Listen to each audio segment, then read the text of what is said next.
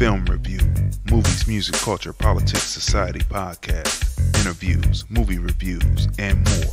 Live Sundays at 5:30 p.m. on Facebook at Crazon Dion. Hey everybody, this is Lunell, the original bad girl of comedy. I'm here at the Link Promenade in beautiful Las Vegas, Nevada, and you're watching the Film Review. What's going on, people? How you feeling? This is another great episode of the Film Review. Movies, music, culture, politics, and society. And do we have a great show for you today? It is jam-packed. Topic for tonight: the top 5 reasons black men are seen as toxic. Again, the top 5 reasons why black men are seen as toxic. Plus, we have the review of a movie entitled Luce, a movie entitled Burning Cane, and a movie entitled, what's the last one? Farming. Yes. That's right, people.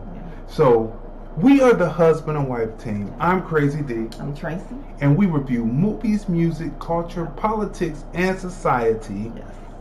And let's start with the blurbs. So, how was your week this week? It was a pretty good week. There's a lot going on in the news. Yeah. With Trump impeachment. Yeah, the Trump impeachment, people. Yeah. What do the Democrats think they're doing with the Trump impeachment? That's what we the $1 million question. What do the Dems think they are doing with the impeachment and not speaking on reparations? Or they're just going to forget reparations? They're just going to try to forget? No, they think it's going to fade away and... they're going to just forget about ADOS. They're just going to forget about FBA. They're just going to forget about... and just say, hey. And the movies that we are reviewing tonight, the one in particular called Farming, deals with the main subject. All of them do, but this one deals with the main subject, and it also deals with what the Dems are really doing as far as immigration and why they're on this illegal immigration kick, trying to make people who are illegals, try to give them the same rights as people who are trying to become naturalized citizens. And we're going to talk about that tonight, right? So what are they really doing with that? And they're leaving their main voting base out of sorts, out of rotation. They're not putting in their best men. It's like the Bulls of the late 80s, not putting in Jordan, Pippen. Them on the bench, sitting them all on the bench. Right, and then letting the scrubs get in and play. The ones that haven't shown their loyalty, haven't shown their grit, they're letting them get in and play. So that's an analogy, and that's what it's like. Okay, people. The French pension plans are being depleted. Right. This is a story that we caught on through Black Afro Synergy. Yes, right? Afro Synergy. Which brings us into the full topic of what we're talking about tonight, right? White nationalism, which this is what farming is about. Yeah. White nationalism rose in England and in France during the times in the late 60s, early 70s, into the 80s, when the governments realized that the population growth was down because their people weren't having sheer enough babies, right? So they brought in Nigerian immigrants, Africans from Africa, who were willing to be educated, and get into the workforce to help the economy. Yeah, to shore up the pension plans. Exactly. That's what they were doing it for, right? So they were doing this to shore up the pension plans, right? Because there were a lot of, we're talking about England right now, but this was happening all over Europe. A lot of the people were not educating themselves to work. Right. And the type of work that they were were getting right. wasn't going to be enough to sustain the pensions. Right. Because you know how people do. They go in and pluck a little money here, pluck a little money there, and then by the time it's time for those people who worked in that period, because of corruption, then money is missing, and they have to rely on the next generation coming in to be the workforce for the next 30, 40 years to make sure that and so the European was kind of lazy and they didn't want to do it, so they brought in Nigerians who would work and would get their education, and go into the workforce. Decide to stay in England and not take it back to Nigeria, which was supposed to be their original plan. And they worked and they kept the base going. But then white nationalism rose up. These same people who were not working, who didn't have the inkling to be retrained. Like when Obama was in office, Obama was for the white person in this country more than he was for black people. He said retrain in solar. And you'll be able to get up on your feet, but the people didn't want to retrain. And so this is what this is about. So the older governments and the older countries that have been been in existence longer went through this first, and now America is getting ready to go through it with the baby boomers, right? So we're talking about England and France, right? The government knew whites weren't educated to work or didn't want to educate to work, so they brought in Nigerians who would govern, Government knows aging populations, pensions in European nations will deplete due to low birth rate, right? Blacks as workforce means pensions will be funded, and the American government was stupid, like locking up black people, right? Like, when you learn history, you learn that, Thomas Jefferson said there would be a time when blacks and whites wouldn't be able to get together, so let's ship them back, right?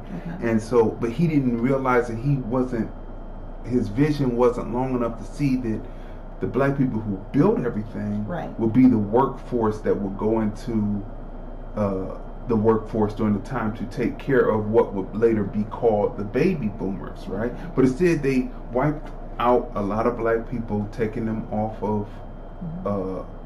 out by releasing crack into the community. We can thank Ronald Reagan and Ollie North and all of those great guys, and then the war on drugs from Bush, and then 3 strikes from Clinton that kept this going. It took away the workforce that would have kept America solvent way into the 3000s, right? So like what, self-sabotage? I mean, it's self-sabotage because they were worried about population, instead of the country, instead of the economic state of the country, there being less white folks than there were black folks, and the fear of the black planet and all that, so they shot themselves in the foot, right?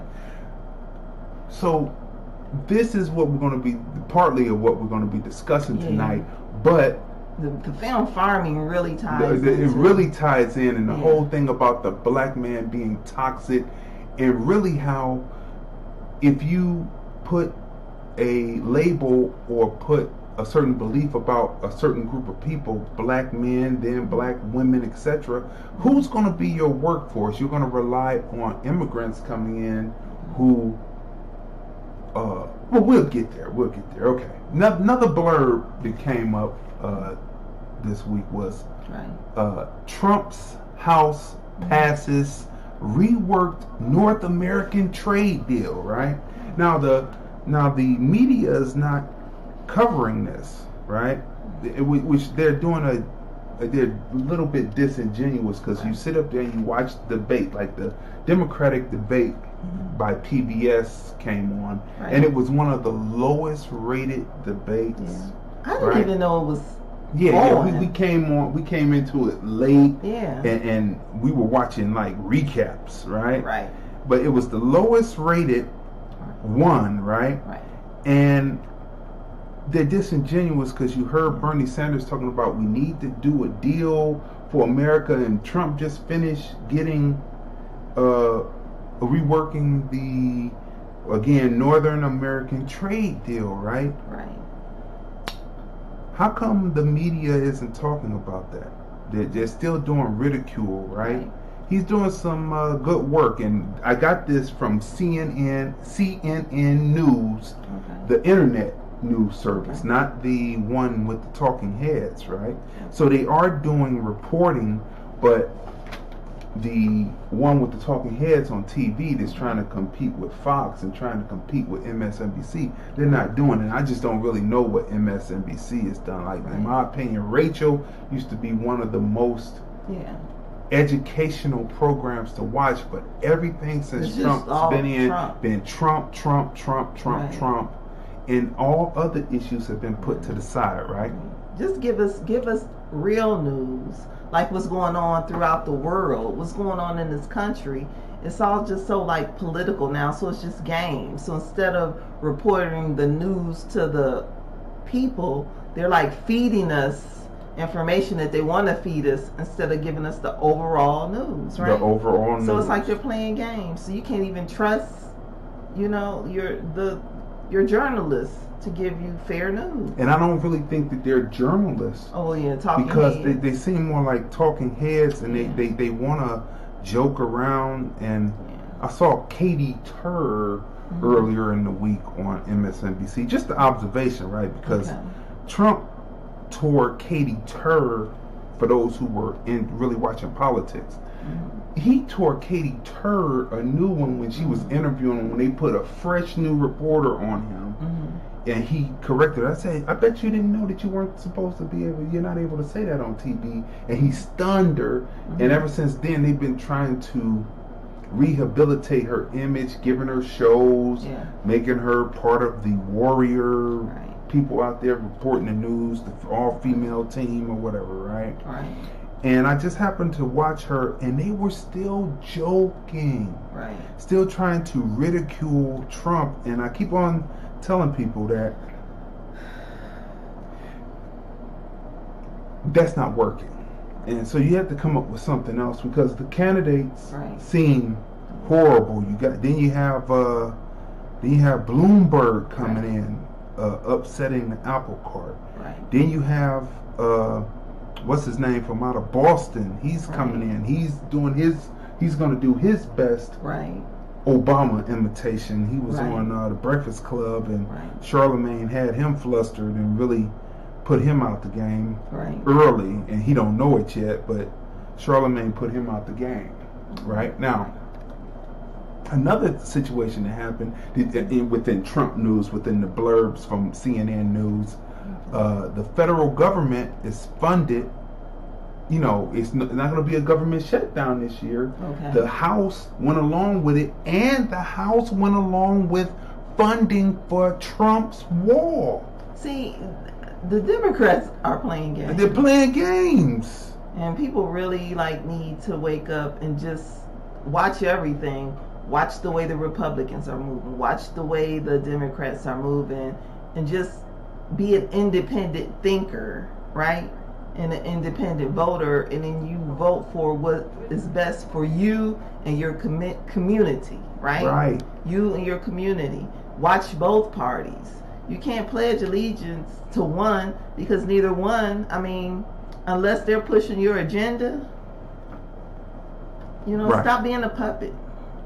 So he gets funding for the wall, and the Democrats keep talking against the wall. But when Hillary Clinton initially ran, she ran talking about building a wall. So Trump takes a democratic idea and runs with it, because he was once a Democrat, so he was running around in those circles. He takes a democratic idea, and then all of a sudden the Democrats are against it.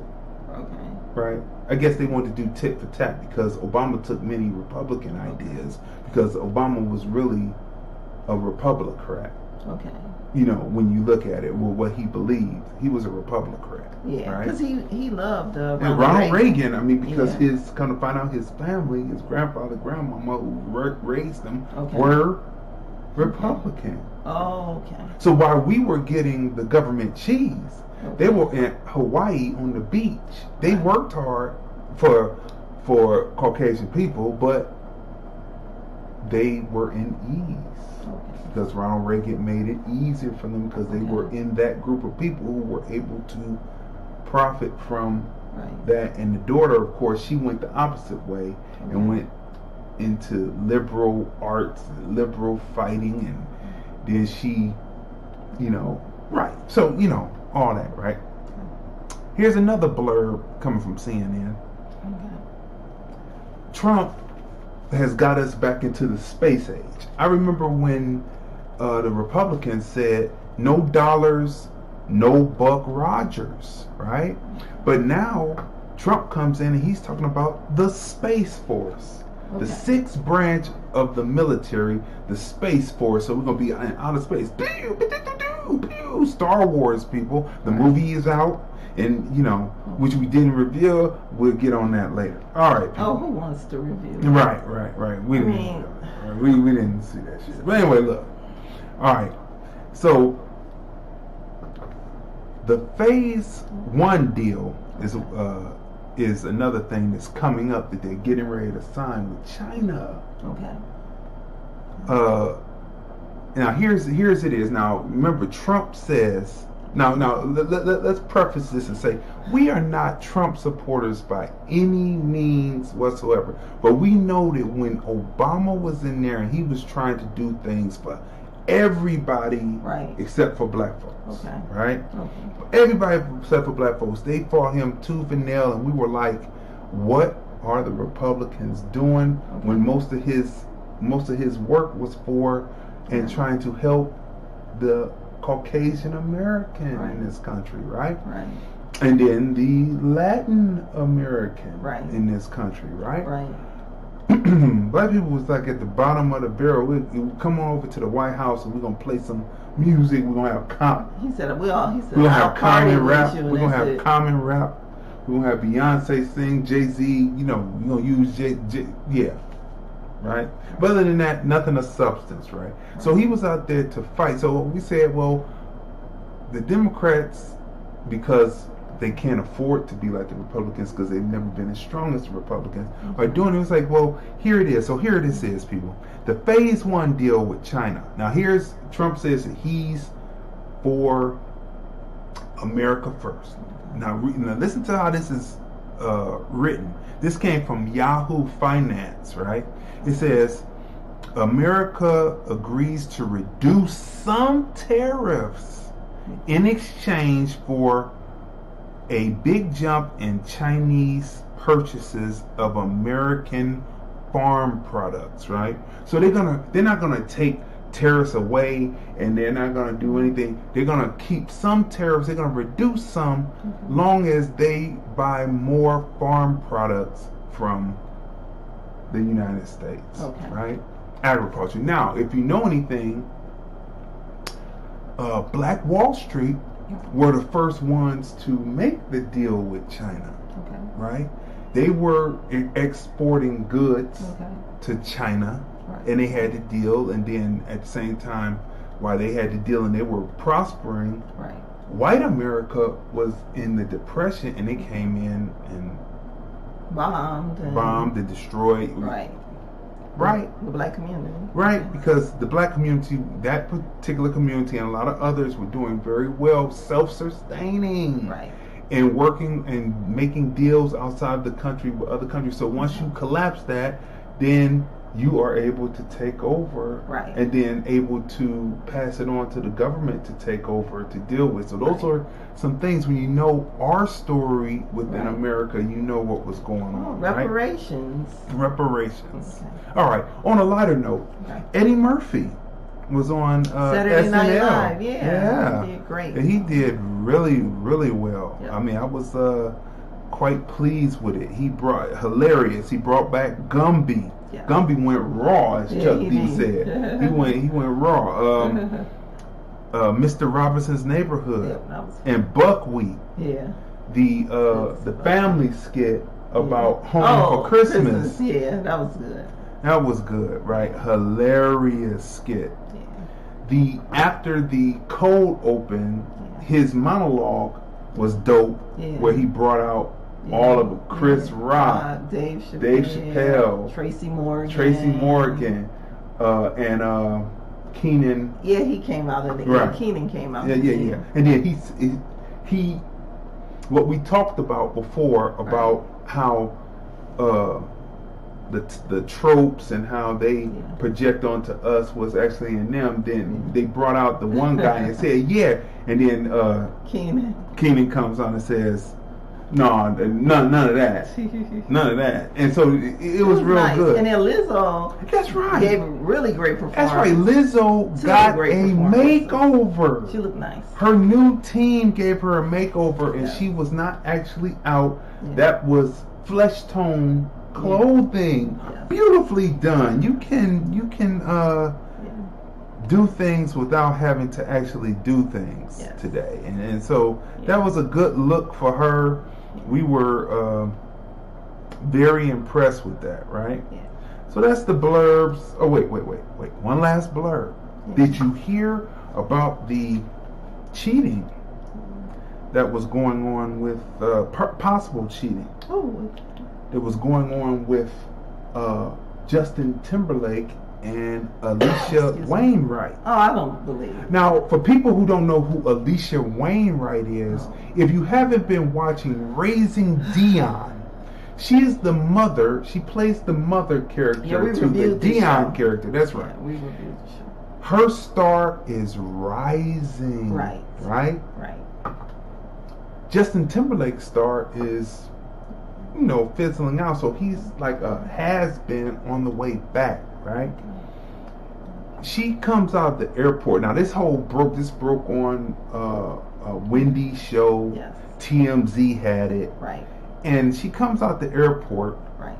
And she's quiet as a mouse. The person is asking her questions. She's walking. I think she's getting bad PR advice because she's got to get ahead of this because we've seen this before, and we're going to get to that. How many dinner parties or either just hanging out with friends, and especially when you're in an environment that she was in, in that bar where the music is blasting, and then everybody's, when you're holding conversation, you're sitting close to each other, right? And then you have your hand on your friend's leg and you're talking to them looking towards each other. Right. I mean, you see that all the time. But then they're making a big deal out of it, trying to ruin her career. Yeah, but she's actually going along with the ruining of the career, in my opinion. She not listen to her people and she needs to use her voice. It's just like, well, damn, we were standing there talking, holding a damn conversation. Right, it was nothing. You didn't see us kissing or hugging or any of that. So what the hell are you talking about? And then he comes out and then he's going to be self-serving. And he never says I was drunk. anything. I'm sorry, I didn't do anything with my wife, and I mean against my wife. Yeah, he was ridiculous when it came to Janet. Just didn't use his voice. See, that's what we're going to talk about. I mean, he used his voice, but he went self-serving again and said that I had no reason to do that. And we're going to get into all saying, this. We're just talking, no big deal. No big deal. I mean, but hey, whatever. Okay, look, she's been Me Too'd, right? And she doesn't know it. Which leads to our topic tonight, right? On this episode. And the topic for tonight is the top 5 reasons black men are seen as toxic, right? And you may not think that her being in a situation where it's a possible scandal, where there was some kind of possible cheating going on when Justin Timberlake I think they just drunk. did that to draw attention, to rev up his career at her expense. At her expense. She's sitting there quiet, letting it happen. At her expense. At her own expense. Now, crazy. It really happens all the time. It happens all the time. Listen. So you may think that this has nothing to do with the topic of tonight, which is the top 5 reasons black men are seen as toxic, but you would be furthest from from accurate. I will say accurate because I'm not calling you a liar, so I wouldn't say that you are furthest from the truth. I'll say you are farthest from being accurate. And we're going to run through this list, and then, we're going to go forward here. Okay. The illness, number five on the list, the top 5 reasons why black men are seen as toxic. Number 5, the illness some black women have to only push stories which have to do with black men or black male misconduct. Right? Now, what do we mean by that here, right? I.e., an example, Oprah Winfrey, right? A 16-year-old accuser comes out on Harvey Weinstein. Yeah, that was this week. Mm-hmm. A new accuser. And it's crickets, though. Crickets. No Oprah. Right. No Me Too. No media period. No Tawana Burke. Right. None of that, right? Just crickets. It's like you're constantly talking about R. Kelly. You're bringing out another part about R. Kelly. Right. But crickets when it comes out to this 16-year-old. Where's the Lifetime documentary? Where's the own Oprah? Where's the Lifetime documentary? Lifetime kicked it off with R. Kelly, and they're doing a part 2. Right. So where is the Lifetime documentary? Right. So where is all this, right? Right. And then you look and you see Justin Me Too's, in my opinion. Right. Actress Alicia Wainwright. Right. She walks out of the airport as quiet as a mouse instead of getting in front of the story. She's the star coming up off of Raising Dion, excuse me. Right. Justin is a has-been trying to make it back. Right. Our opinion here at TFR, right? He's trying to make it back. Right. He's a has-been. He's not as popular as he once were. Right. Once were, as they put the New English. I don't know what that's about, but it once was. But Well, what, him doing that really makes me not want to see the film. Yeah. Because why would I support him? Why would you? It's just like him. It's like he's sabotaging his career again, right? Right. This is the second time publicly Justin has Me Too a black woman. Right. So why would I support his film? The first time we all saw was Janet Jackson. Right. He left her out to dry with Breastgate. Right. That happened at the Super Bowl. Right. Right. Why? Right. He still never said that was a accident and it wasn't her fault. It wasn't anybody's fault. Yeah. Shit happens. You know she what he shouldn't said? have been blamed and ostracized for what happened. It wasn't her fault. We were performing. Right. He never said that. Uh-huh. Still to this day. Throwing this actress Wainwright under the bus.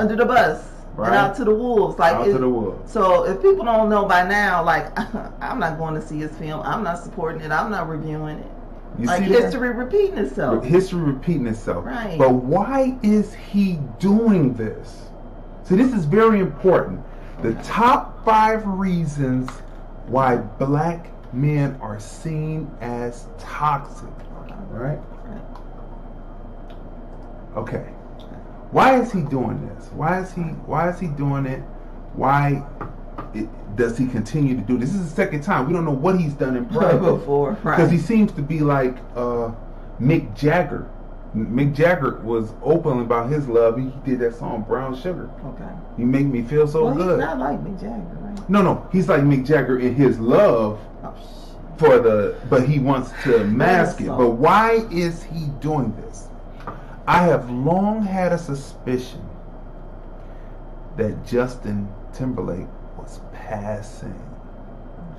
I've had a sneaking suspicion that he's been passing for a while now. it's his dance moves. It's the way that he moves. He doesn't just move in the 5, 6, 7, 8. He breaks into 2, 4, 1, and it's little movements in between. It's kind of more rhythmic than the average. Like you look at Fred Astaire, you say, his movements are a little bit more rhythmic than those dancers, than the rest of the dancers that were in the movies with him that were taught at the dance studio. So you're saying shake that family tree? What's that ancestry test?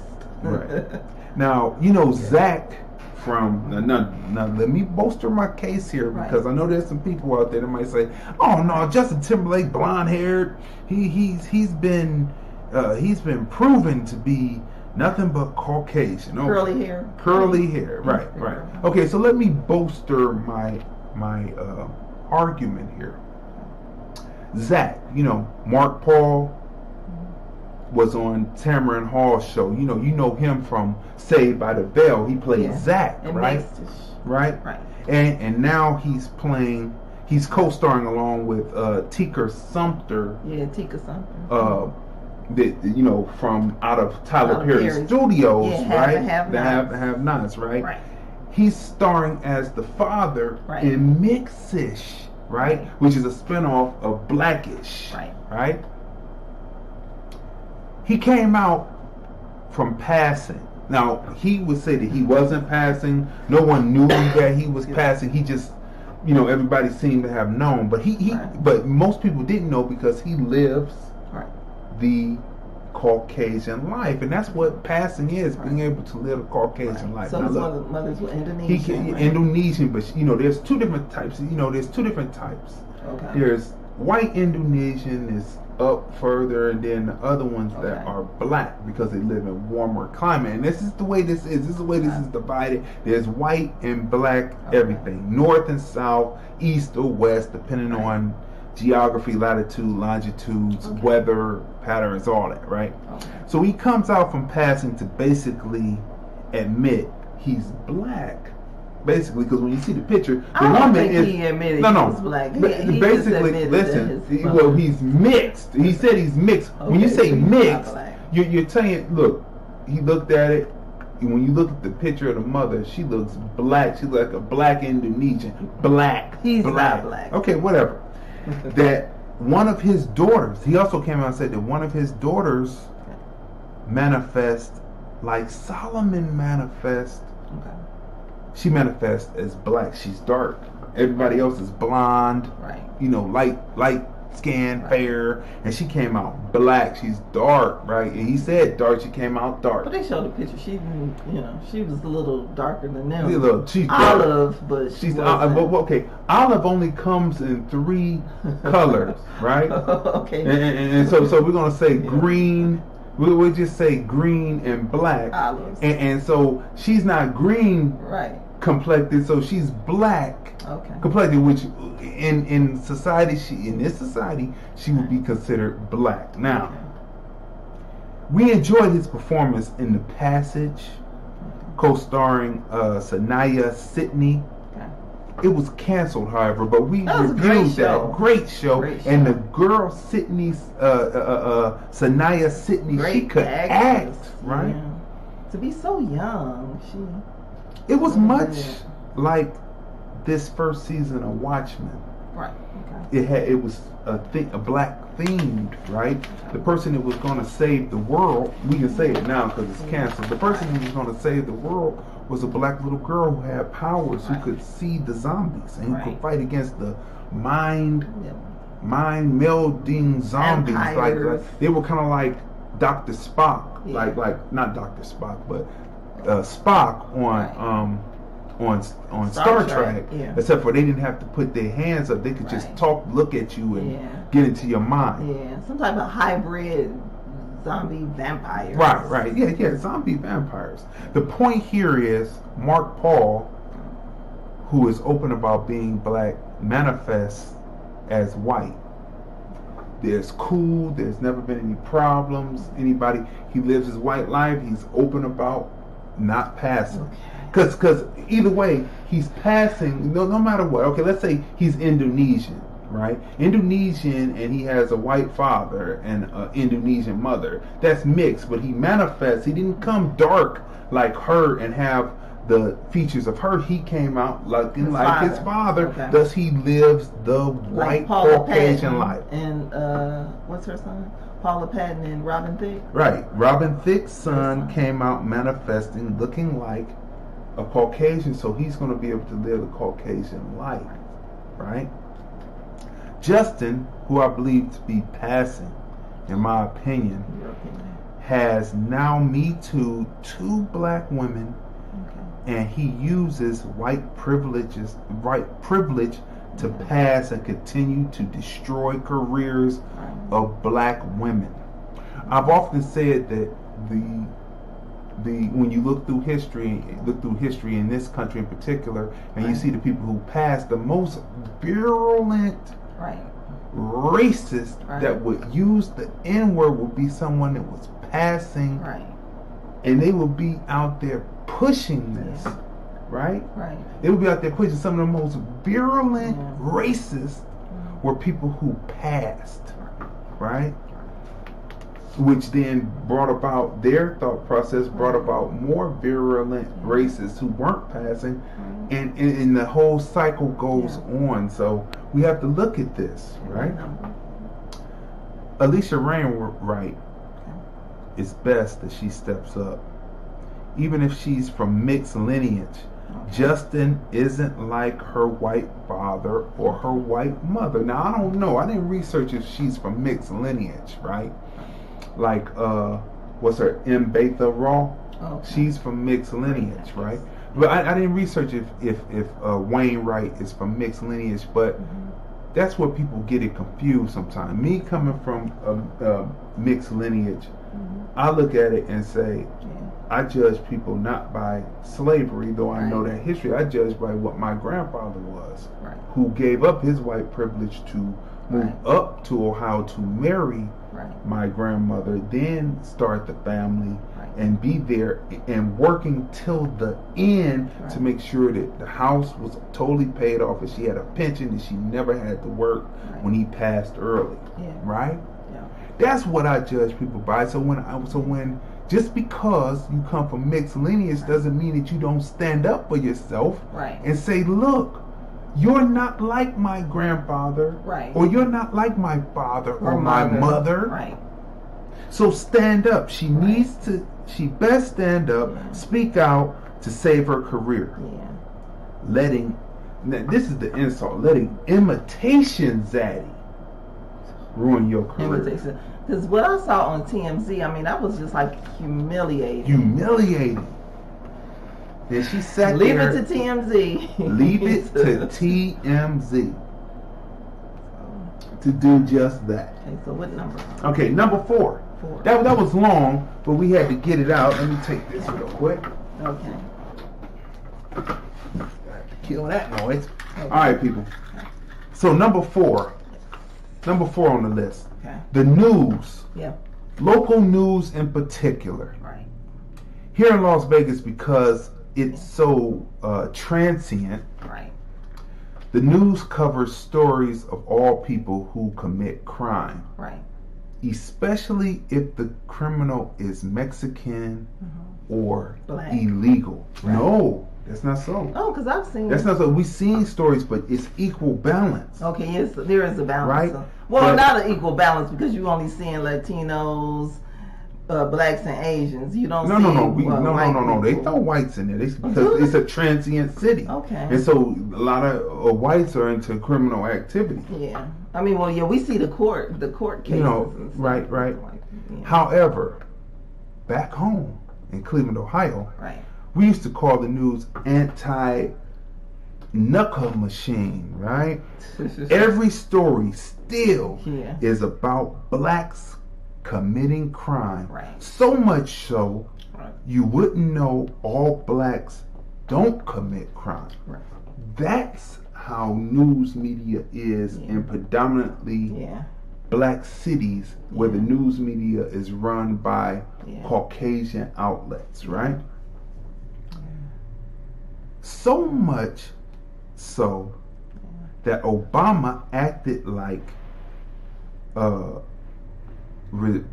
reversal of the crime bill, which was 3 strikes, helped only black people. It was so much so that that's what went through the news cycle, and that's what the candidates today bring up is the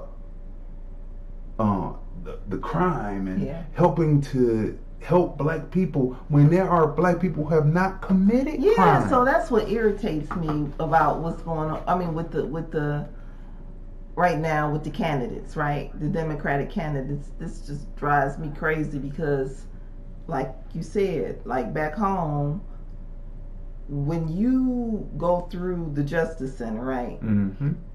And you see the orange jumpsuits and stuff, and you see just as many white people in jail, I mean, you know, who have been arrested and committed crimes as black people, right? Mm-hmm. But then it's not reflected on the news, right?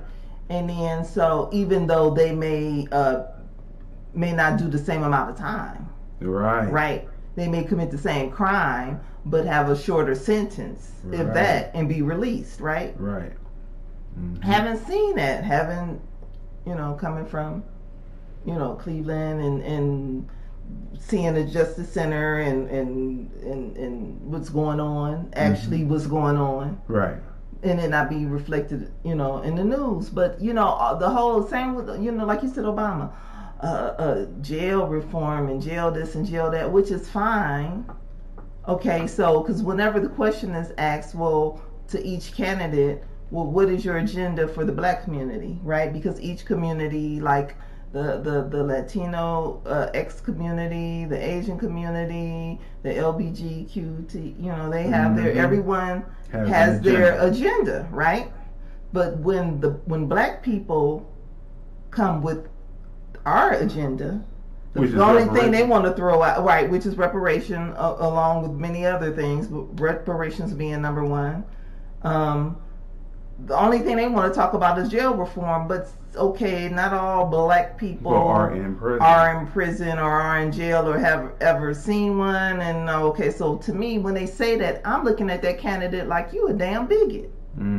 Because the first thing that come out of your mouth when you hear black is a crime. Right. And I'm like, do they know how twisted this shit is? But that's the vestiges of Obama. Because he did the same thing, right? But so he came from the same environment, So it's just like, it's a fucking insult. And really, the reason why the crime bills are being changed and the laws are being changed under Trump is because Jared, his son-in-law, Jared is trying to get his father out of prison. His father's in prison, right? Right. And he's trying to get him out. Self-serving a little bit. Number 3, people. The top 5 reasons why black men are seen as toxic. Number 3. Movies and media. Have the media through movies and TV shows tell it. Right. OJ did it.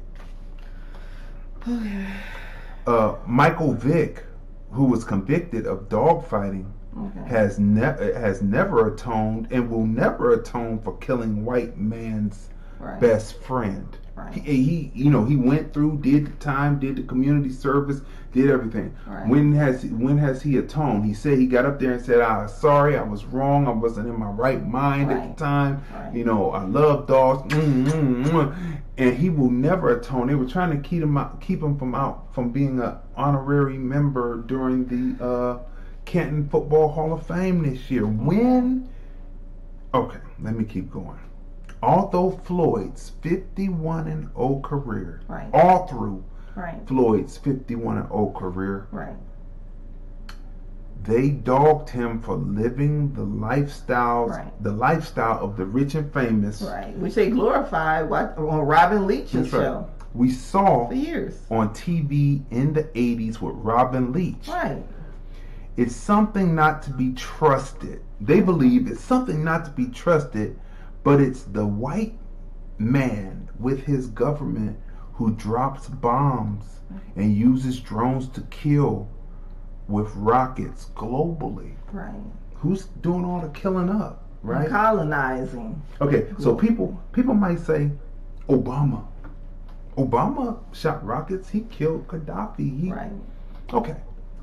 So my answer to that is, well, Obama, he was half white, half African. So he wasn't. And so he wasn't like Black America. So when you look at it, you say, have you ever heard the word warlords? I know that Africa has a lot of warlords, and so not only did he have the white, but he didn't necessarily have the compassionate side that Black people, ADOS, Foundation Black Americans have. He had the warlord side that would come from being an African, right? And Caucasian. That's right. So that's the difference, right? Right. How Assad, this is just a side note, how Assad let Putin bomb Syria back into the Stone Age while Russia stands untouched is beyond me. And Russians aren't even white. They are bleached Asians. Do your research. When you get into the people and you look at them closely, the ones that haven't had cosmetic surgery and all that, and they are bleached Asians, right? But their appearance, that appearance gives them white privilege, however. Because this is the system we're in white supremacy. Now look. All right. Number 2, white women.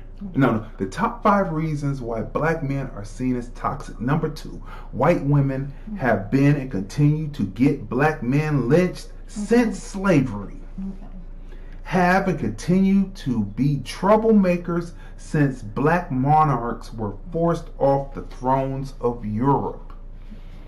And push an agenda of gender equality which divides and conquers Black men and women, an agenda that some Black women follow happily. Example, Oprah.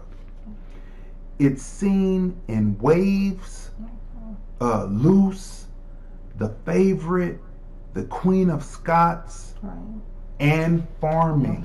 And we're going to break this down. When we discuss Farming, Farming is based on a true story. Based on a true story. I mean, this is real talk. So remember, number 2 is very crucial. Right? Because if you are a group of people who believe in gender politics, but your particular mate has always kept you down, then you make an example out of another group of people's males or men to tell your man that this is what I can do to you if you don't let me in and do. And this is what this is about. This is a dirty game. It's what you saw in 12 Years a Slave. Right. Where Lupita's character, she was a beautiful woman. Tortured by the wife. Tortured by the wife because she was jealous of the husband, and the husband in turn, this little sick game they had between each other, where he then whips the woman that he was having sexual relations with, going down to the slave quarters and having sexual relations with, because it was some kind of sick game between the husband and wife, right? On television, on sports channels, on political shows, you name it, white women are the ones who use pillow talk to bring about death and destruction of the various races, even their own. Right? Look at Jane Elliott. Now, Jane Elliott appears to be on Black people's side. She does this experiment. She says, okay, the brown-eyed people, they tell all white people in the classroom, and says all the white kids with the brown eyes and brown hair, you are dominant over the blonde hair, blue-eyed kids. And she watches as they begin to be dominant and and forget that it's an exercise and really begin to become brutal. Right? Look up the Jane Elliott experiment. She talks race through experiments on white students in classrooms. Right.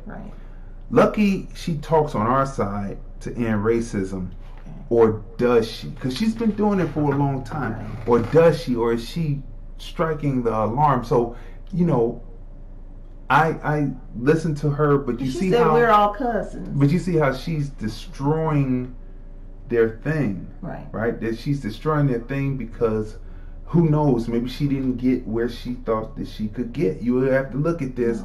There's enough movies, enough literature, there's enough information to know the power, persuasion, of pillow talk that the Caucasian woman has. Number one, the top 5 reasons why the black man is seen as toxic. Number 1, white men.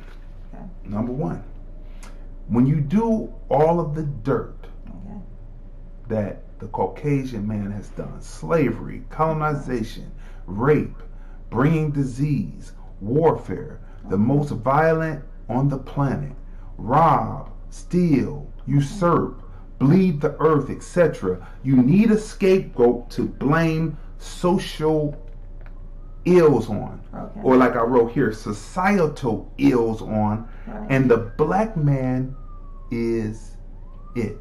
Scapegoat. The scapegoat. And once you usurp or neutralize the black man, then you can turn to the black woman, because this is that sick game between 1 and 2. So let's go back through. So that's the top 5, people. The top 5. Number 5, the illness some black women have to only push stories which have to do with black male misconduct or black man misconduct. Number 4, the news, local news and their coverage. Number 3, movies and media. Number 2, the white woman, and number 1, the white man. And then we can't leave out also how, based on how one may have been raised, right, there are some also other black men, right, or Latino men, Asian men, other men of color, right, who have the also like sickness and hate also against the black man. Yeah, I mean, I won't disagree with that. That's on your list. So there's a self, this hate. Is my list is my perspective as a black man, right? You know what I mean? Because when you practice killing your self-hate, right? As a practice, it's a practice. It's constantly being done, especially when you see people who suffer from it and they do things which would be considered unconscious, and they do things to you. You have to not then retaliate because you realize that the people are in sickness, mental illness, which we see it in this based on a true story, the film Farming. That's right. Because we'll go into it, but he really, really had to work through the self-hate. So that was the top 5, people. Right. Which brings us to movie reviews of the night. Luce, Farming, and Burning Cane. Right. Even Waves, which we're reviewing next week, so that you have a chance to watch it, right? We're going to be reviewing that next week. Right. Even Waves discusses what we've discussed within the top 5. Yeah, it does. And the decisions he makes. And how it affects. So, Burning Cane is the first film that we're doing, right? And, we can get the cast and everything real quick. But Burning Cane is the first film, right, that we're going to be talking about. And Burning Cane, it appears to be about a little boy and his father. It appears. It kind of like jumps all over the place, right? Like, I don't know what Ava DuVernay saw in the film Burning Cane, but we didn't see it. Right? Well, she's not executive producer or anything. No, she's not executive producer, but she said she saw the film and she couldn't believe this 19-year-old had actually shot the film, and that she thought somebody else had done it. But you know what? I just didn't see in the film what she saw. It's really interesting, right? You ready with the cast? Yeah, you're going with the cast. Okay, so the cast is Wendell Pierce. He plays Reverend Tillman. Karen K. Livers plays Helen Wayne. Emery Crutchfield plays Sherry Bland. Braylon Kelly plays Jeremiah Wayne. That's the little boy? Yeah, he's the little boy.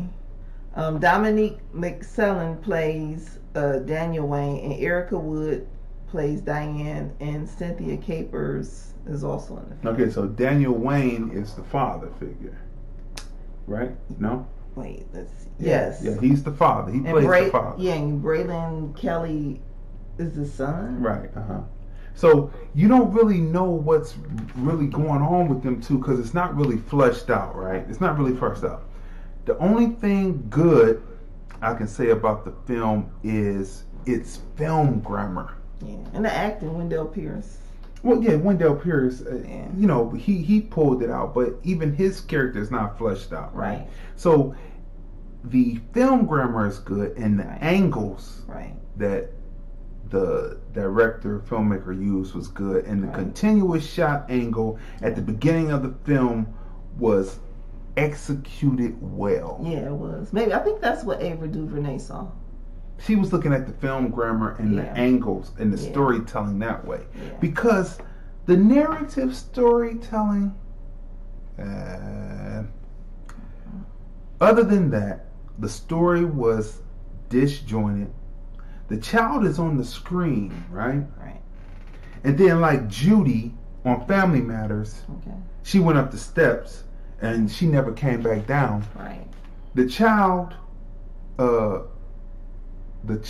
the viewer thinks is the main focus of the film, walks into a field, eats an apple, and the scene switches, and he's never seen again throughout the whole film. Throughout the whole rest of the film, the whole film shifts. You start out the first at the table. No. After they eat, do everything at the table. Field. When he goes with the grandmother and she goes into the field, you don't see him again. You never see him again. And the whole thing, we went through the whole bunch of the movie of him and his father at home. His father is having him drink milk, and it's like you like, what is going on here? And the kid is put through, and you think the main storyline is between the grandmother, the father, and the child. But then he goes off into the field. They switch scenes over to the grandmother. They switch over to the pastor, who you find out is doing something with the baby mama, and then you never see the kid again. The story it seems like the story really centers around with the grandmother, the father, and the reverend. Yeah, but the main focus of it, you're talking about burning Cain. You sitting up here, the main majority of the film is about the son and the father's relationship. That's what's mainly on the screen the majority of the time. You get maybe 15 minutes of Wendell. You get the grandmother is second in being on the screen the most, right? But then the son and the father is on the screen the most, and you only see the baby mama in 5 minutes, right? And you see her at the church. That might be an extra minute, right? So he walks into the field, eats an apple, and the scene switches, and he's never seen again. It's never explained. The mother's actions were never explained. I'm talking about the mother, the son's grandmother was never explained. The father's action was never explained. The preacher's actions never explained. And the advice he gives the mother never explained. The child's mother, the baby's mother, actions never explained. Now, when you read the description on it, they say it's a character study. So this film is being put across as a feature film. It's supposed to be a narrative, but it's said that it's a character study. Well, this isn't college. Well, this is the college film. But it isn't college. Well, why is a college film being put up as a feature film that you can go rent and watch and think that you're going to get some enjoyment out of it if it's just a character study and not a full written, full explored narrative with a through line? Yeah, because the director, Philip Yeoman, this was his project, his senior year, thesis, his thesis in grad school. I mean, in film school. Right. So, yeah. It leaves you asking, what did I waste all that time watching it for? Cinematography. So let's break this down real quick. Cinematography, film grammar, it's a 10. Storyline, narrative, through line is a 0. Character development, character arcing, 0. Before I give my rating, because I just said the only thing that's good about it is cinematography. Everything else is 0. What would you rate the film? You know, I would give it. We sat through this. With a 3. Okay, you're a little more brutal than me. I gave it a 4. Just out of average of 0, 0, 10, I gave it a 4, right? Cinematography, film grammar, only thing about it, the ability to write a through line narrative, not there. Character development, arcing, not there. I didn't know what I was looking at for the majority of the film. Like, what is this? But you got it up. For me, you got people buying it instead of putting it on a free platform for people to watch. Right. For me, I gave it a 3 because the cinematography was nice. But like the storyline for me was wasn't clear, and it wasn't structured well for me. It was kind of like all over the place. So it was hard for me to, like, I wasn't invested in any of the characters because I didn't get to know any of the characters. Right. So yeah. So, but this is his first film, so I'm looking forward to seeing the second project. So I mean, I've seen people. Spike Lee. Oh, she's gotta have it. Wasn't that She's college? gotta have it. Did he have? His first film? And he had his first film before that was called The Barbershop. Oh, We've never I seen that film, but they say you can search it out and find it. Okay. But she's got to have it. She's got to have it though. That was his thesis. It was good. And he had a through line. Right. He had character development. Right. And it tackled topics. It's just the way it is, right? Okay. So in filmmaking, I guess we just give passes, I guess that's what Ava DuVernay is looking for. All right, people. So now we move on to Luce. Okay. A A24 film starring Calvin Harris Jr. in the title role. Octavia Spencer as Harriet Wilson, as well as executive producer, correct? Yes, a teacher picking and choosing who's race excellent, and we're going to get into that. Marsha Stephanie Blake. Okay. She plays Rosemary Wilson. Yeah. She's a secondary supporting character. But she does a standout performance in this film. She makes a strong statement. She does. She's the sister of Harriet Wilson, Octavia Spencer, right? Right. She's a star. Like I always say, sit down, move out the way, because a star is the one that gets naked in the film, okay? And this woman plays a sister to Harriet who has issues, and that's what we're going to leave at there because we want you to see this film. Naomi Watts is Amy Edgar. Tim Roth is Peter Edgar. Right. A white family who adopted a beast of no nation. See the film starring Idris Elba, Beast of No Nation, to get the reference of what I'm talking about. Child soldiers. Right.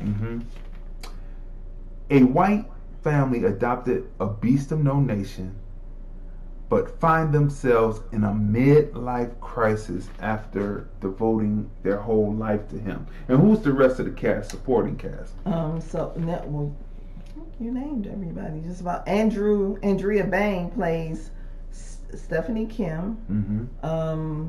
Norbert Leo Butts, Christopher Mann, Ashley Stroh, who's in the film, once you see the film, but Stroh comes from one of the those reality TV shows, and he didn't win. He was close to winning. He was a very young rapper at the time. Okay. So now to see him as a young adult, acting, he does a great job in this film.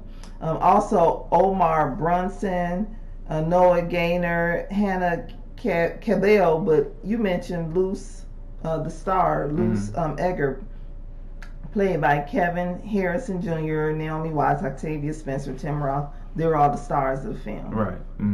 Now, directed by Julius Ana, right? Okay. He's a Nigerian. Okay. The director. Okay. Written and screenplay by J.C. Lee. He is an Asian, or what we would call a mixed Asian, which he looks like he's a Hapa, half and half, right? Asian and white, he looks like a Hapa, right? So these two people come together to tell this story. Originally, it was a stage play written by J.C. Lee, right? That was so successful, kind of like American Son, right? Except for people, we are glad to say there is no sorrow porn in this. Okay, people, anyway, tagline. The truth has many faces, and this is so true about this film. No truer title in a film is truer than this. You know, there are many truths, right? Right. It's true. It's very true, and this film is definitely depicts that in what it's showing you, right? And it's definitely a drama thriller worth every penny. Yeah, every penny. It's a psychological thriller, and I don't know why it's not in the running for the Oscars. It should. They have some great performances here. Great performances. Amy Edgar and Peter Edgar are drawn exactly on point. Yeah. Their actions capture the reactions of white people who have lived a certain kind of life, never leaving their familiar blocks they are used to. Right? So we often have a concept in the black community about leaving out of your 10-block radius to experience the other side. Like Barry White talked about how he walked from his house in South Central LA and crossed over into Beverly Hills to go to the record labels to get his record career started. And so we have a concept. It's the same problem. Well, it's not a problem with us because we are bombarded by images about Caucasians all the time. So it's not like we're not familiar, but it's the images that are bombarded to us, bombarded to them, which goes back to our list of why the black man is seen as toxic, and we can say the black woman is seen as toxic, right?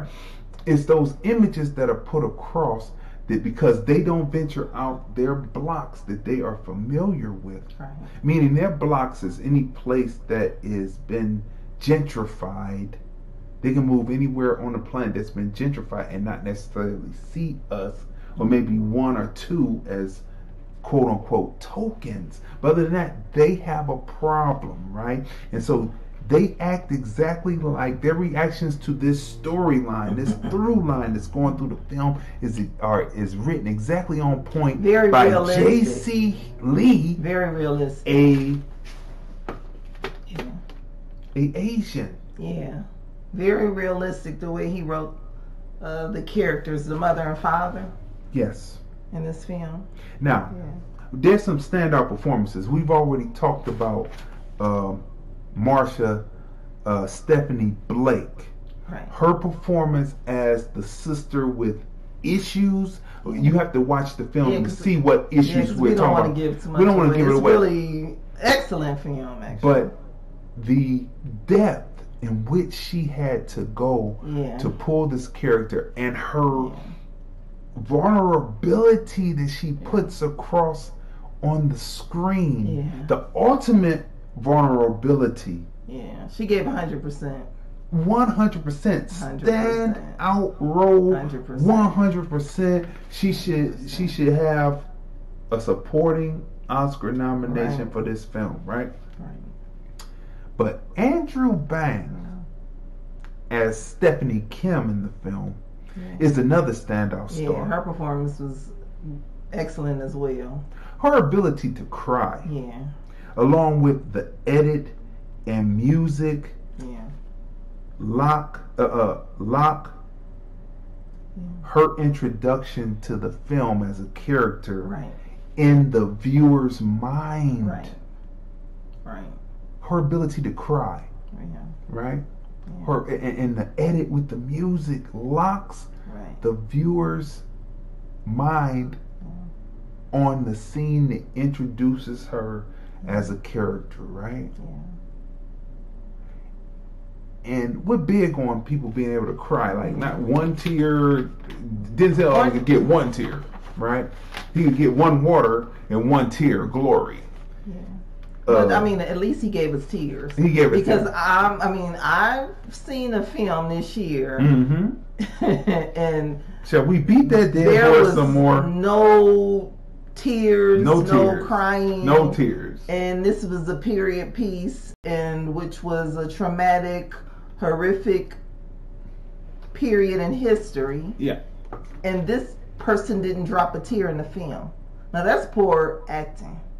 So when you see a film like this, and these actors bring it all to the table. Yeah, absolutely. I mean, A1 performance, and the writing is beautiful. Beautifully done, right? This so it's more than just dropping tears. Like seriously, like it's like everything fell into place. Everything. Like the writing, the emotions, like just the actors, the way they emoted. The twist in the film. The twist. There are twists in the film. Listen. Yeah. Calvin Harris Jr. He kills it. He's also on Waves. And I can't wait till we cover this film too. This guy, his acting ability, he has skills. He has skills. He is a great actor. Great actor. I'm comfortable with saying that he's a young man that can really act. Really pull it out. He can pull it out. And we just saw him in 2 different films. Yep. And you don't even see him as Calvin, as the same person. You don't even see him. He's able to manifest. Manifest and to bring to life, embody this particular character. Exactly. Different. Almost the same age group. Yeah. But totally different. And he brings this particular person, these 2 particular characters, the one in Waves and the one in this film right here, to life. Right. I look at him as the next Sidney Poitier, making his own way, his own path. And why do I say that? Okay. He's in films of substance, right? Yeah. The characters he portrays are disturbing, but well written, and the characters may contribute to toxic thought towards black men. Now, he challenges himself. Now listen, notice that I said toxic thought towards black men, right? The problem is not black people's problem. Okay. The problem is those who have toxic thought. As these films come out under the new generation of filmmakers who are able to take the stories. I don't know how J.C. Lee nails this. I do. How does he nail this? It's easy because I'm sure he experienced racism in this country. He's a Asian man who clearly dealt with the same issues that this character, has dealt with in this film. So it's easy for him to, because especially if he's because not everybody's like this. If he's a person that's aware of what's going on in society and observant of how people treat him, right? It's easy for him to write it.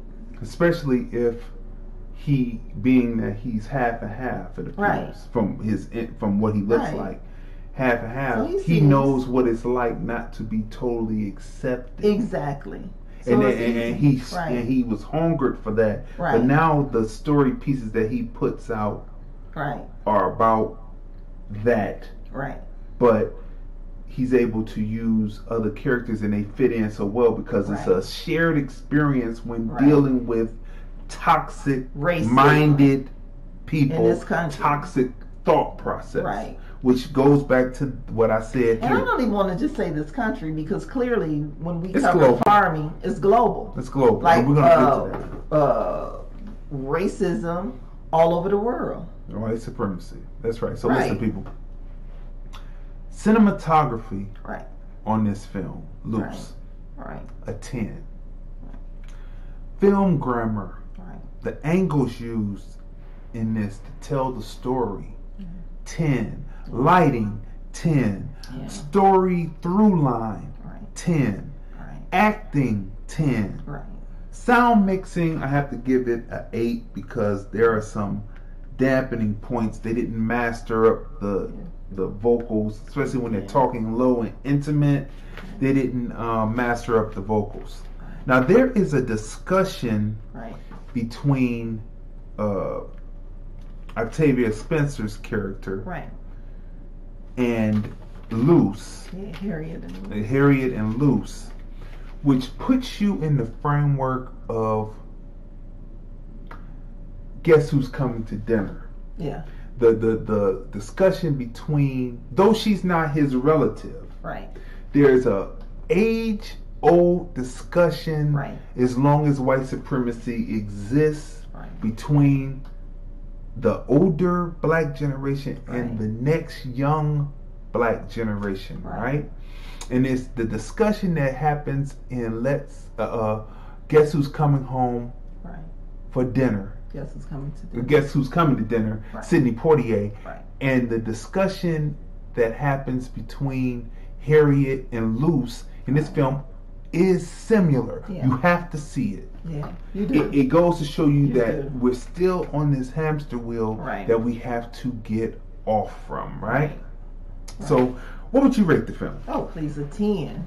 I mean, this is a great film. Yeah, it should be up. I noticed that. Definitely, we have to let them know. Definitely, you have to. We saw it on Amazon Prime. That's right. It's on Amazon. And so definitely. It's also on YouTube. Okay. YouTube pay per view. Okay. Video on demand. Definitely go there and check it out because sometimes these films are only limited release and only in certain cities and only for a short period of time, right? So, but right now you can catch it, go to Amazon Prime, and then like you said, YouTube. Yeah. And definitely go see the film. There's great work being done in this generation of filmmakers. Yeah. Right? Yeah.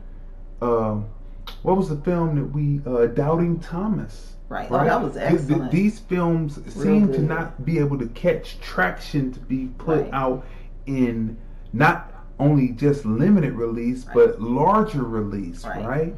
Like they don't even give them limited release, limited theaters. These topics, these movies that are tackling topics of today, they show you that everything is not peaches and cream, right?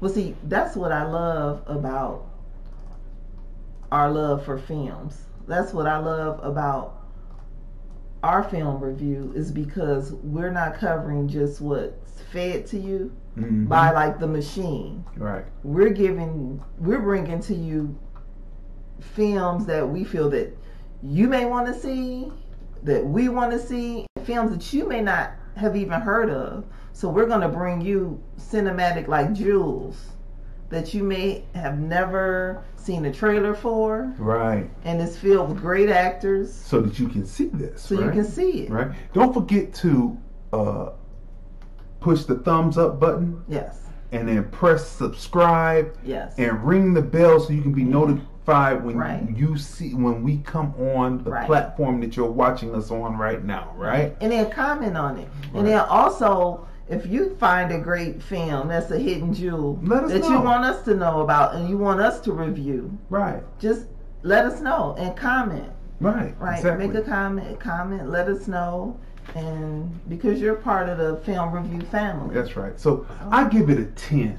Yeah. For every reason that I mentioned before, right. You have to see this film. It is moving. It is twist in it, and you're like, wow. And you find out that there are many sides of the truth, kind of like what the slogan, the tagline says. Yes. And you also find out that when you're a leader, right, often decisions aren't right or wrong. They're just what they are. And it's a great cast. It's a multicultural cast. And the way the pieces are moving and the storyline, just like a well put together puzzle. You're going to enjoy it. All right, people. So the last film for the night, boy, I can't believe we're moving. Yes. Farming. Right? Yes. Farming. Now, this film is based on true life experiences. Yes, we have to get the pronunciation. Right. I'm just going to call him Anabisi after I get past this name for the first time, right? All right, people. Okay. So Farming is a 2018-29 film. Now, based on a true story. Based on the life of the person Adewale Initan. I hope I've got that right. Yeah. But I want to just say Adewale. You know Adewale, he has a real long Nigerian African name. Yes. But you know Adewale from playing Anabisi on Oz. Yes. Right? And so for several years, we noticed that he was talking about getting this film done, right? And how he went and he pitched it, at Robert Redford's film festival. What's that called? Sundance. Sundance. That's right. And he pitched it there, and he got interest in making the film. And so when we saw that it had come out, distributed by Lionsgate UK, right? When we saw it come out, I said he actually got it out. Yeah. Now it says it came out in 2018, but because it's picked up on Amazon in 2019, they're saying 2019. Right. So we're gonna stick with 2019. But first, let us say, when he went on a few shows, as the actor he is, a great actor, right? So during his interviews, he told his story, his real life story. Unbelievable, and he talked about how he wanted to bring it to film. So what is his true life story? Right. His true life story was that his parents were Nigerian immigrants, who were studying in England, but there was a farming system where Nigerians, while they study, could drop their kids off to white families who would foster the kids until the family came back from getting their degree. Right? Because and this is in Britain. In Britain. They were going through the rigors of training because, like I said, this is based on bringing immigrants in to be able to be the workforce because, like I said, money has been dipped into and the generation before is retiring and it's not enough Caucasians to fund the pensions and retirement funds of the elderly Caucasians, so they brought in a workforce. And this is where the problem happens because the government did not give communications, and we're going to get to that was the reason why the Nigerians was coming in, because the younger Caucasians were not working, weren't willing to be trained, and then they became hooligans on the street called skinheads, people. So this is starring Damson Idris, and we know him from Snowfall. Right. He's Inatan. Google and Betha Raw as Miss Depot. Go ahead. Adewale. As Femi. Kate Beckinsale plays Ingrid Carpenter. She plays Inton's foster mother. And then you mentioned Google. She plays his teacher. Levy, played by John Daglish. Yes. is the leader of the Skinheads, yeah. right? And Jamie Winston plays Lynn. She's the girlfriend to the skinhead leader. And again, number 2 on your list. Number 2 on the list of Stirring Up Trouble. Stirring Up Trouble is the Caucasian female who she knows that this skinhead organization is about keeping England white and kicking out the Nigerians, but she would do something. And not only that, she knows that they will torture him. And she does something in the film which is not only detrimental to him, but it's the prototype of what's actually happening, right? Selfish. Geneva NJ, she plays his mother, Thule, right? And the rest of the cast, Theo Barkland, Biggs, Tom Canton, Lee Ross, Cosmo Jarvis, Ann Mitchell plays. Those are Skins. Yeah, and Ann Mitchell plays Hilda. She plays the foster grandmother. The foster grandmother. Now you find out that the foster grandmother and the foster mother, the foster grandmother is from gypsies. The gypsy line. So when the daughter is settling down, and they're immigrants too, coming into England, settling down for the first time as a family. They're gypsies, you find out, but they're settling. So that's why they took these families in. So they were no better. They would be considered white trash. And they were receiving funding from not from the government, from the Nigerian but families. from the Nigerian families, and they were supposed to take care of the children. But when you watch this film, and when you see how the children are being treated, you find out that it all hinges on number 2 on our list of why the black man is seen as toxic. Because when you see this film, and based on a true story. Adewale's true story. Adewale's true story, and you see his personal journey and what he went through. All I will tell you is the farming started when he was 6 weeks old. Yeah, he was a baby. He was a baby about a Nigerian boy who was fostered from a baby by a family of gypsies. This foster woman, I get pissed thinking about this because it's a true story. I mean, his life, it's amazing how his life turned out and how he's a great actor and lawyer too. Well, we don't want to give the film away. No, that's true.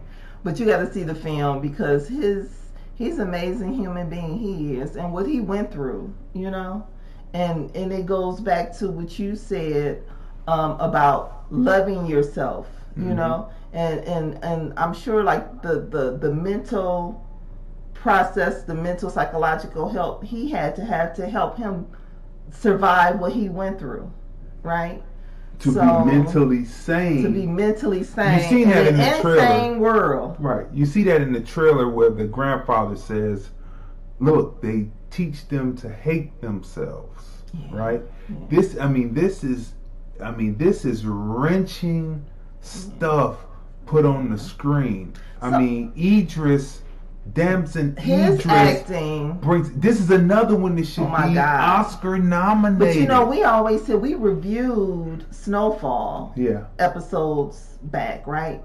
And we said that his acting was great in Snowfall, but he really, what he goes through in this film, his transformation, his arcing from being a young man and journey into manhood, and this film is a definite must see. That's right. This is a great film. He grows up. So the character is raised by gypsies, and as he comes up, the mother, the foster mother, starts to show him gypsy ways, like stealing and doing all that. So you see this in the film. And number 2 on your list. And she shows him all this, and then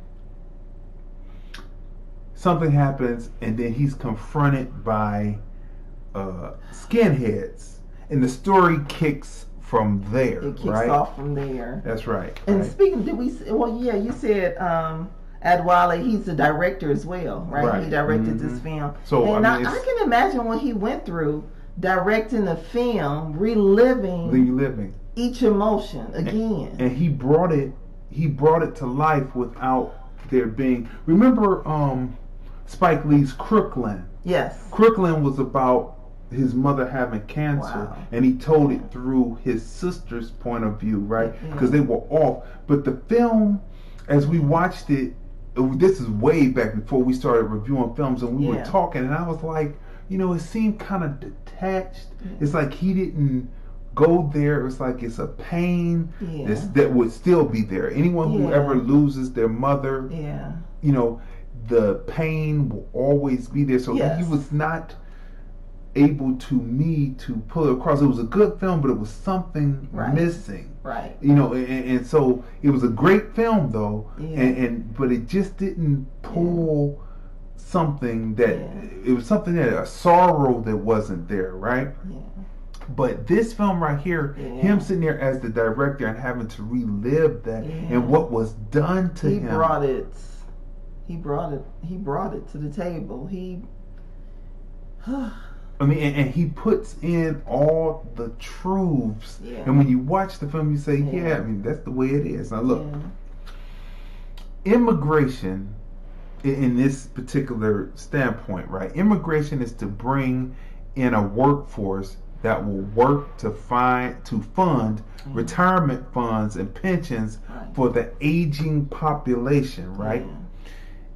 So you look at this, right? You look at this film, and so that England is quite older than the United States of America, but this is now getting ready to happen with the baby boomers. So in America, because of slavery, racism, Jim Crow, the Nadir laws that constantly took from and constantly take from black people. Right. In America, instead of cultivating the ready-made American descendants of slaves, foundational black American workforce, they are trying to bring in immigrants, pay them nothing, and fund retirement and Social Security. And this is where they're like double crossing everybody. Like they are using the immigrants, paying them nothing, and then we've seen stories on. I know we have, because we go beyond, like we said, just like we watch the BBC and other channels, and when you see the abuse that happens to the immigrants when they come into the country, right? And so it's just like everybody's getting screwed over. Everybody. The foundational black Americans and the immigrants are all being screwed over and used. Right. By the wealthy and by those in power. Right, because the wealthy are going to do what they do, stack their coffers. Right? See, the immigration situation where the babies were separated, what's happening down on the border right now, observation, what's happening on the border right now when they say they couldn't put the kids back. Well, the rich already have their new slave force that can stay anonymous, and then when they get older, they can be discovered, they'll pay a fine, but they will have stayed up and shored up their coffers to make sure that their money goes forward. But then how do they take care of the ignorant Caucasians who think they're like the rich Caucasians? They make sure that there is immigration force to be able to pay instead of utilizing what was already here, the one who actually built everything here, instead of utilizing that ADOS FBA workforce to fund Social Security and retirement funds. They would go to illegal immigrants. So far gone are the Dems. They to bring them in to use and abuse. They push illegal immigration instead of educating ADOS. What I'm okay. We have to stay on the film, okay? Because I was gonna, go somewhere else with it. But what I was about to say was, see, this is the game that is like frustrating for me. Is the Dems, right? Okay, so the Democrats here in America, right? So really it's self-serving for them. They're playing games, because if they really cared, why is the situation, the children, right, who are in these concentration camps, in the cages, basically, I have not even heard a peep about that. And why haven't they taken care of that? See, it's just all about politics. Right. And playing games. They act like they care about the immigrants, but they really don't. Right. They clearly don't care about the foundational Black Americans or the American descendants of slaves. They don't care about that. Right. So it's all about politics, government, securing their positions. Meanwhile, they screw over everyone else, but they want you to vote without doing what they should do. Taking care of reparations. So they want to go on just using people as a workforce. Now, you've paid reparations to the Native Americans, right? To the Jewish people, still for the Holocaust. The Japanese. So now it's time to pay reparations to the foundational Black Americans. But they don't know how they can do that. They got the blueprints already. They don't know how they can do it. They just choose not to. I know, but they say we don't know how we can go about doing that. They just choose not to. They just choose not to, right? Because we can build spaceships, NASA, right, and send people into outer space. And we can start Space Force. They know how to do this. They just spend millions and billions of dollars on this other project that they were talking about on the news, right? So the money is there. They just choose not to.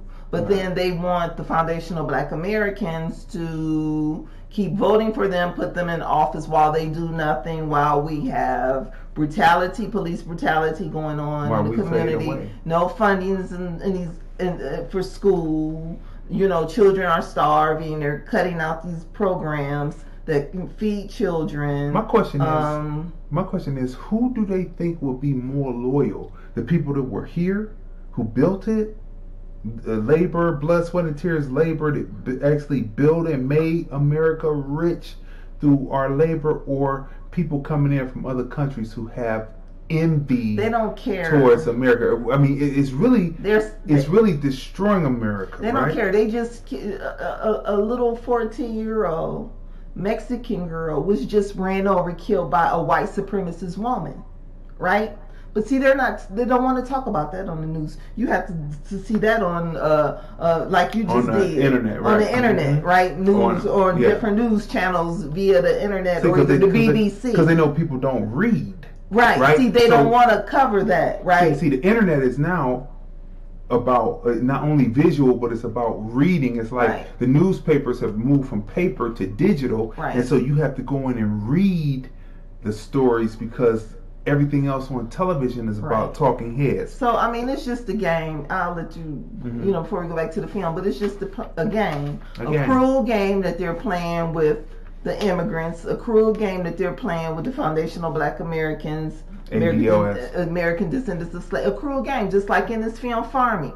A cruel game that they play with the Nigerians over in Britain. That was cruel. Because the government could not tell the truth that they had depleted the coffers because they stole, because money was misappropriated. Right. So they couldn't communicate to the people that the Nigerians was coming in and make sure that those same lazy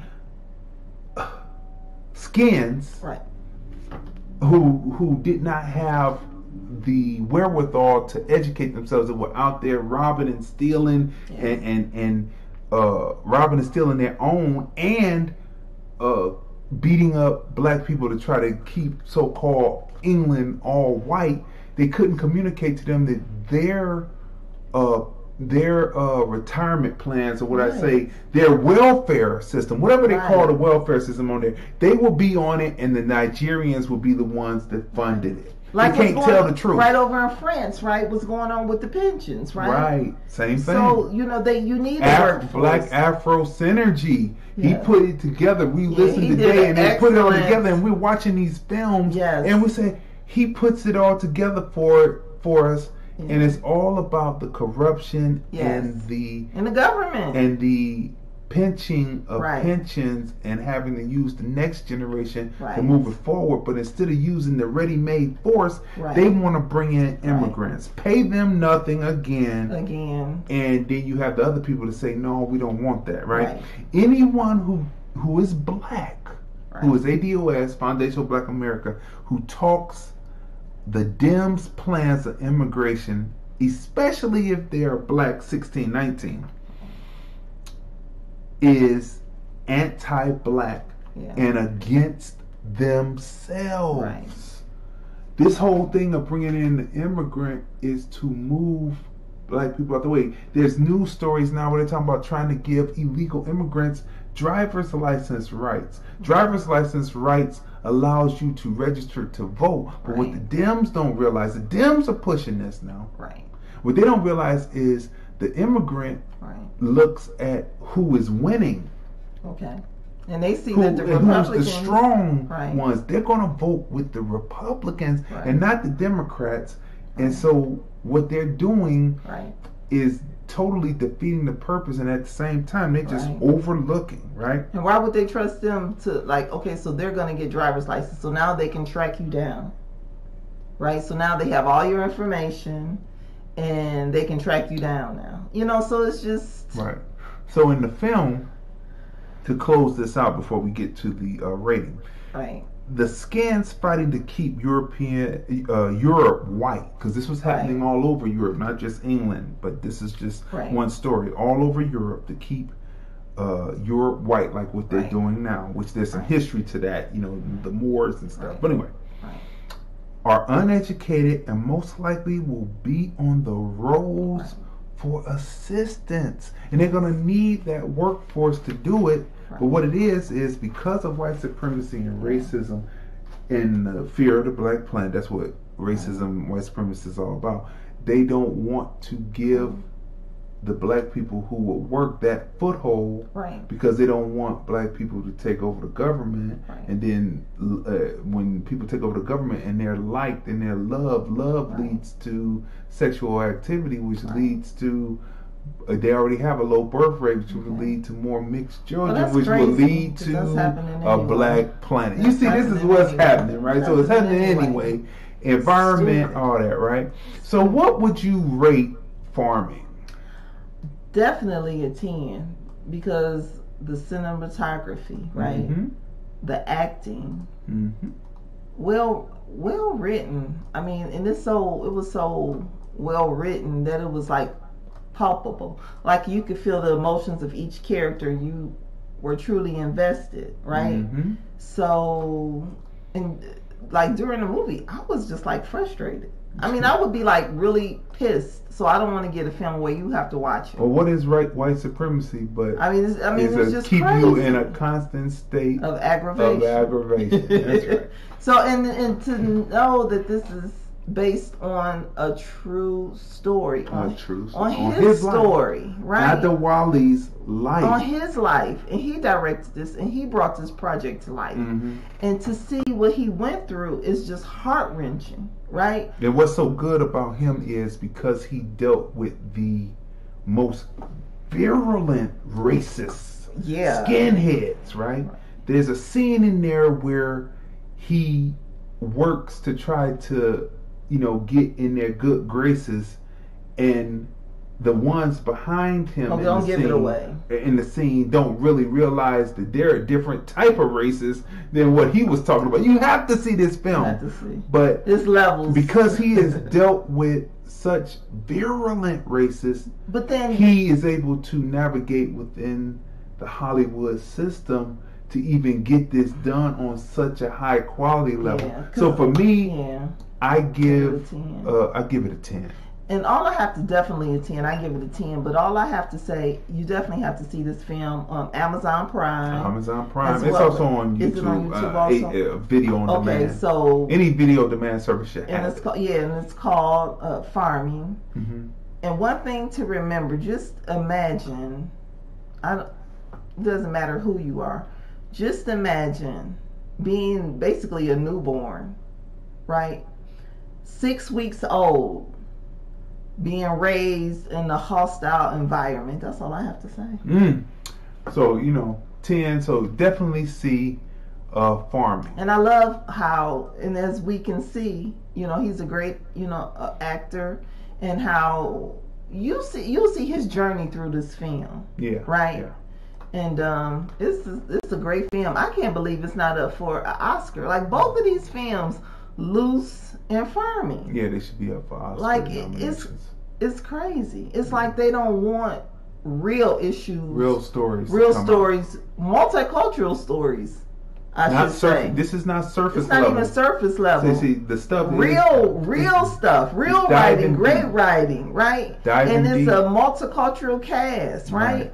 And these stories, they don't want to bring to the table. They don't want these films put up for an Oscar. Mm-hmm. I mean, it's crazy. It's a great film. It's a great film. Both films will definitely I can see being classic films years from now. Years from now. Yeah. Well done, both. Well done. Okay, people. So moving on. All right, people. So look, it's the TFR Showcase. We're going into 2020 and we are scheduling filmmakers. Right. We're scheduling people who sell a product. Right. We're scheduling music producers, music makers to come on to the show and be here. And as you see, we are populating and constantly lighting up the globe, the world, pushing the earth, right, with our signal.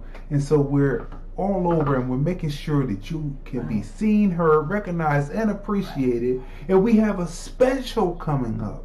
Not $50, not $40, not $50, but only $15 to come on to get your song played on this live platform and get an interview, or come on and talk about your film and get your trailer played on this platform on the live stream to be pushed across the world. Then if you got your world promotion and marketing game down, you came through us and this is what's happening. Because there are so many great filmmakers out there that we don't even know about. They don't even know about. And so you send in your information to Lordland Enterprises at hotmail.com. That's Lordland Enterprises at hotmail.com. I've had that email now for 23 years. It runs through different businesses, all the way from the very beginning of opening up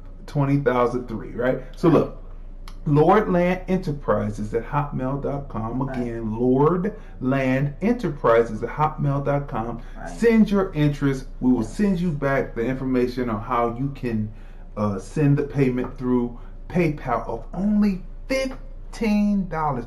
If you don't have $15, people, I think that you should find another business to be in. If you cannot afford $15 to be put across the globe, us lighting up new countries all the time.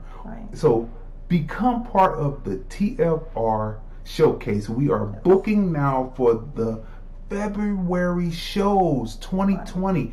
Black History Month. You don't necessarily have to be black, but come on and advertise if you got a product that can help people globally, and you got your global game, your website, everything down. We're going to push you out for not $50, not $40, but only $15. And this promotion runs from January 1st through the 15th. After that, it goes back up to the original price, which we'll talk about later, for you to run on our show. But these, we're booking now, we're scheduling now for February, all right? So people, as we close out the show, also I want to say this. This has been another robust show. We love you for chiming in. Make sure that you press the thumbs up, the like button, and make sure that you subscribe to the channel where you're watching us, whatever platform you're watching us on right now, because we are simulcasting on quite a few platforms. Make sure that you press the like button and press the bell so you can be notified when we come on. And don't forget, people, the replay of this show happens on Apple Podcast, iHeartRADIO, Spotify, GooglePlay, Podcast Addict, Breaker, SoundCloud, Blog Talk Radio, YouTube, right? And then you can check us out on Instagram, Movie for Life Girl. Make sure that you follow and friend, and Crazy D Film Dude. Make sure that you follow and like. And then of course Twitter is Crazy D DVD. I've had that for years when we were authoring DVDs. So we've been in the game quite extensively in this film game. And so you can see us there, right? And hear the replays, and you will be in those replays when you come in for only $15, right? So people, this has been another robust show. We put out a lot of information to go into your knowledge banks to really know what's really happening with this immigration, and these films tied into everything. They just happen to fall into place. But you know what? Going into 2020, there are so many people who have dreams and aspirations about being a filmmaker, right?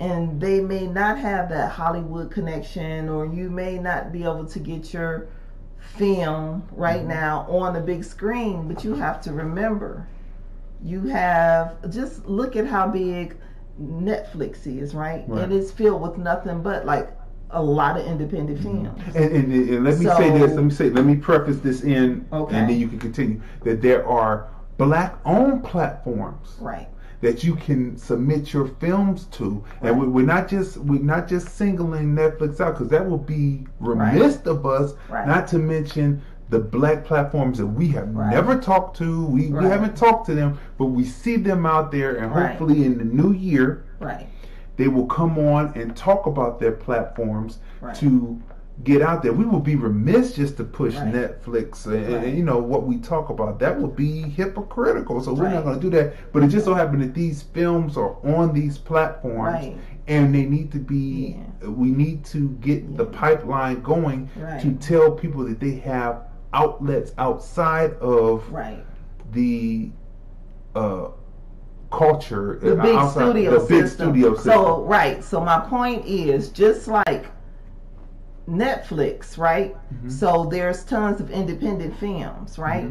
So bring your independent films. We'll watch them. We will review them. We will give you a platform. So the platform is here for you. You know, don't be depressed. Don't hold on to tons I'll never be able to do it. Don't hold on to films and trailers that you've done, right? Bring it to life. Because there is a huge public out there. That's right. Bring it to the people, to the eye, through the film review. Because $15, I mean. $15. Bring it to the public, to the global public through the film review, movies, music, culture, politics, and society. Right. Last week we just reviewed Greedy. Yes, we did. A great independent film. Right. Keith Lee. And had he not reached out to us, we would not have known about his film. That's it's a great film. We interviewed him. And he's still cross marketing. Right. He has a project now on he's working on Amazon. For Amazon Prime. That's right.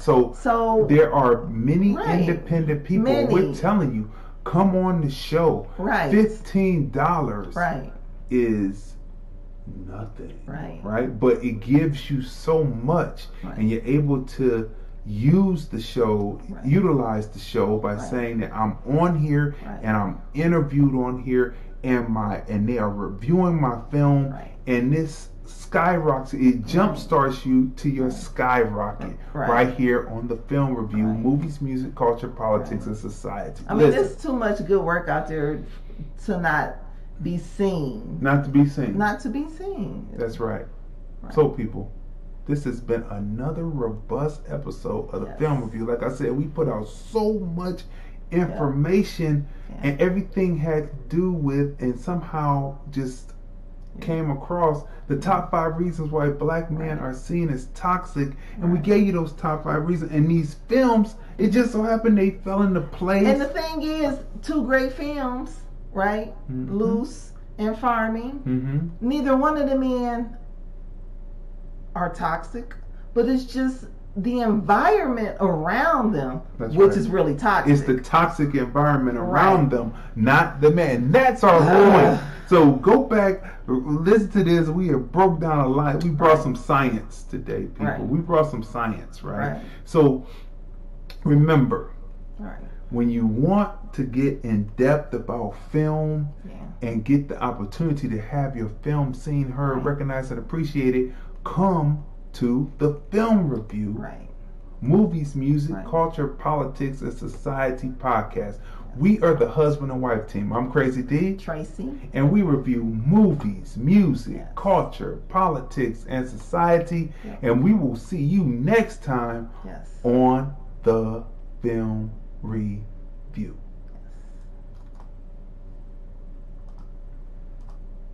Oh, happy holidays. We have to do. Yeah, happy holidays. Happy holidays. This didn't go as well as I planned. Don't worry, on the edit, it'll be all right. The Film Review. Music, culture, politics, society podcast. Interviews, movie reviews, and more. Live Sundays at 5:30 p.m. on Facebook at Crazon Dion. Hey everybody, this is Lunell, the original bad girl of comedy. I'm here at the Link Promenade in beautiful Las Vegas, Nevada, and you're watching the Film Review.